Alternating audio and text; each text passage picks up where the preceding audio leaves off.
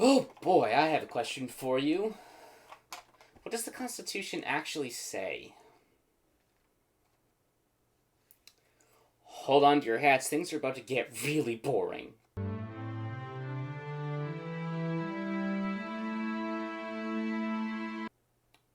So, the Constitution's split into like 7 articles, which each have a whole bunch of sections. And if I did the whole thing in one video, we'd be here for a very long time.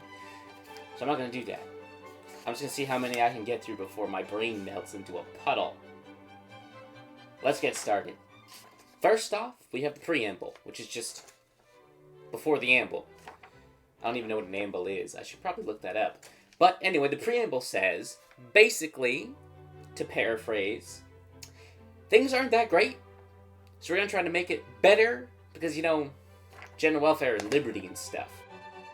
Article 1, Section 1. All powers to make law, right? That they're going to tell us what those powers are, but not yet, but they will, but they haven't yet, but they will, right? Are given to Congress, which is made up of the House of Reps and the Senate. So we've got those 2 camels, or 1 camel, 2 humps, 2 camels with 1 hump. It's a metaphor. Deal with it. Point is, Congress is the whole big thing, as we discussed last time, and it's going to be made up of that great compromise of the House of Representatives and the Senate. Section 2. House members serve for 2 years, have to be at least 25, and must be a citizen of the United States for at least 7 years before getting elected, because foreigners are gross, or whatever. The number of representatives is calculated, which will be calculated and will include all free persons and indentured servants, and that's basically just people who were, I think saying it's slaves by contract is a bit too much, but the people who work on a contract for a certain amount of time and whatever that contract says they have to do, and they're normally doing it for money or lodging or both. So we're going to count those people too. So we get free persons and indentured servants, but they're not free because of the contract. Natives only count, though, those good old Native Americans, if they're being taxed. So if we're not taxing them, you can't count them as representation. And then 3/5 of all other persons, so there's the 3/5 compromise coming into writing. If you're not a free person, a native, or an indentured servant, you're probably a slave. Now, you only get 1 representative for every 30,000 people, and that's going to be counted through our census, which happens every 10 years, although first, we're going to wait a little bit after 3 years. The first count's like 3 years after the meeting in Philadelphia, and then 10 years after that. So it's a bit staggered. It doesn't happen right away, because they haven't really counted everybody yet. The country doesn't even exist. They have to get these things rolling, but they established the census, which just happened in 2020. Right? But then if there's a vacancy, a special election will be called. So we got to fill this seat right away. And then also, the House of Reps gets to choose their speaker. It's just like the person in charge, the public face of the whole thing. And then the whole group, every single last Congress person, gets to decide if they want to impeach a president or not. So if we're going to figure out if a president's going to be impeached, Congress gets step 1. They're like, yes or no. If they vote yes, it's going to move to the Senate. We'll talk about that in a second. And if they vote no, well, then it's a moot point anyway. Section 3. The Senate is made up of 2 senators for each state. Right? It's part of the compromise. 1 side population, 1 set in stone, no matter what, for those small states. Right? That's going to be chosen by the legislatures and serve for 6 years. And they're split into 2 groups. Actually, no, 3 groups, excuse me. Split into 3 groups. The first group only served 2 years the first time, and then the second group served 4, and the third group got to serve the full 6. And they did that because they wanted to stagger these, like the choosing elections, so that only a third would be replaced at a time.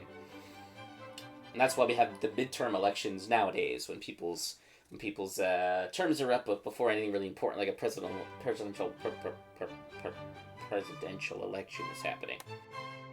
And then if there's vacancies, the executive, which is the president, gets to make a temporary appointment until the next time the legislature meets and chooses someone new themselves.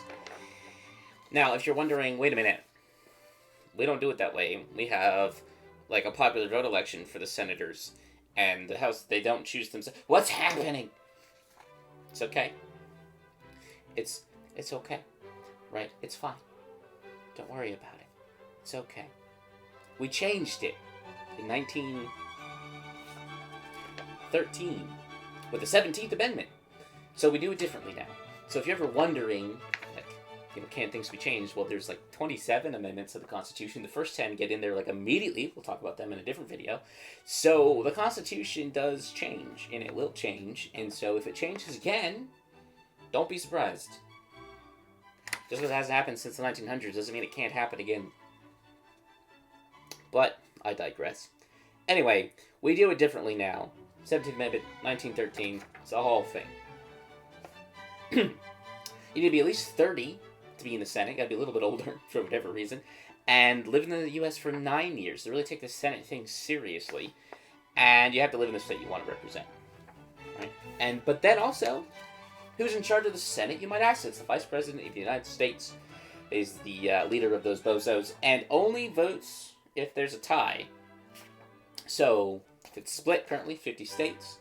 2 votes per state, 2 senators per state. If it's split 50-50, the vice president will vote, which during the Trump administration happened a few times, especially within the first year or two. So, vice president votes, there's a tie, and if for some reason he's not there, they just pick another dude. They're like, oh, this one is going to be in charge for today, and there's a tie, that person will vote. And then the Senate also has the sole power to hold the trial for impeachment, because federalism, and you need a 2/3 vote to convict. Does that say convince? It does. It's convict. It's a typo. And so, you can't just be like, we're sort of feeling this way. You got to really feel that way if you want to get a president out of office. And then the impeachment also, quote, extends no further than to remove from office and to disqualification to hold and enjoy any office of honor. So it doesn't technically, like, impeachment isn't specifically for, like, crimes. Now, if you commit a crime, they might be like, oh, bro, we gotta get you out of here. But it doesn't necessarily mean you have committed the crime. They could just not like you and try to get rid of you. And that you might be like, well, that's not fair. So, well, maybe not. But it is what they can do. And so, really, however, it does not, if they are impeached, it does not stop them from being, quote, liable and subject to indictment, trial, judgment, punishment according to law. So if you get impeached, it's not an immediate conviction of crime, but you are allowed to be tried for that, whatever crimes they think you committed. And so impeachment isn't necessarily criminal, just about whether or not Congress feels a president should be president. And to quote Alexander Hamilton in his Federalist Paper number 65, he says impeachment is, quote, a method of national inquest into the conduct of public men who are accused of violating public trust. It's all about trust for an impeachment. And I think that 4 articles is enough for today. My brain is mush. In the meantime, though, if you want to hear more silly, stupid, boring, oh gosh, it's so boring, things about American history, subscribe to the channel. Follow me on Twitter, @TheDemo's Fault. Don't ask why it's different than the channel name. Shut up.